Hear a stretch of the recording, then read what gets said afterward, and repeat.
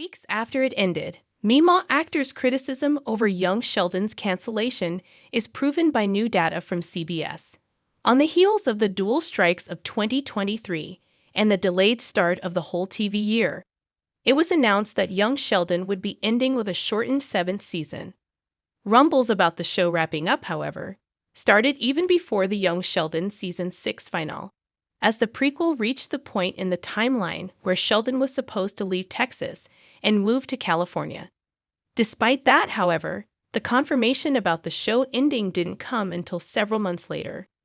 After significantly fewer episodes, the young Sheldon finale delivered an emotional send-off for the Coopers, tackling the aftermath of George's tragic death. The first half of the series capper was devoted to his funeral.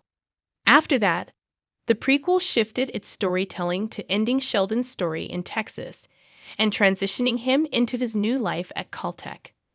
The ending was objectively good, especially in light of several disappointing finales. That said, there has been an argument that young Sheldon shouldn't have ended with Season 7.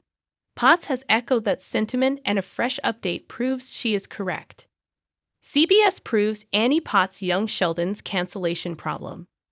Young Sheldon ended being TV's #1 comedy. Before the show entered its final month, Potts openly criticized Young Sheldon's cancellation, citing how it was a bad business move, considering how popular the series was. She also revealed that they were ambushed by the decision to end the Big Bang Theory prequel.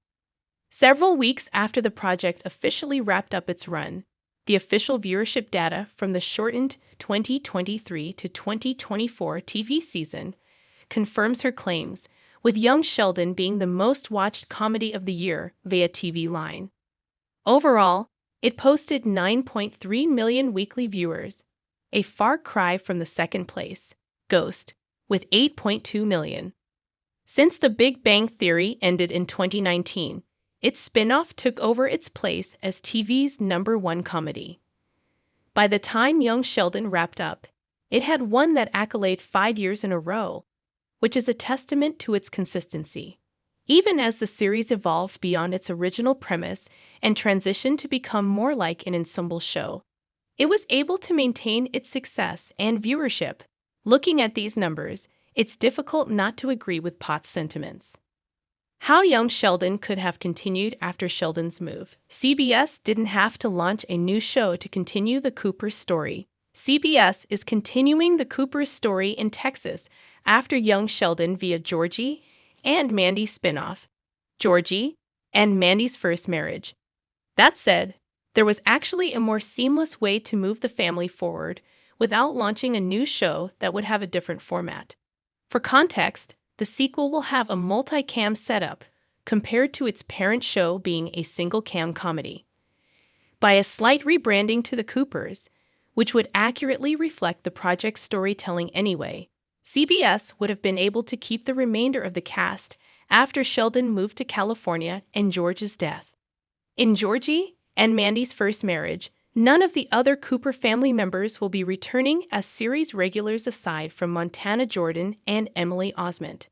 This means that despite the storytelling potential for Meemaw and Missy, their stories will likely never fully play out on the screen. The pair and Mary may pop in as guest stars, which is something that the creatives behind the new show have previously alluded to. That said, they won't be the focal point of a major storyline after Young Sheldon again. That's disappointing, considering that all of them are fan favorites. What Young Sheldon may have looked like after losing Sheldon and George. Young Sheldon left so many stories unexplored. It may be odd for Young Sheldon to rebrand to the Coopers after Sheldon left, but ABC transforming Roseanne to the Connors is a perfect example of why this can actually work. If anything, the proposed CBS show has a better chance of succeeding, considering that the shift won't involve any behind-the-scenes drama. Besides that, there's also a wealth of stories that the Coopers can tell following this major break in storytelling. Since diversifying its narratives, Young Sheldon gradually made each family member equally important to the show, hence why Georgie and Mandy's romance started. Had CBS gone down this creative route, Georgie and Mandy's arc could have continued within the Coopers. There won't be a change in format, which is a good thing, considering that it could maintain the tone that young Sheldon set.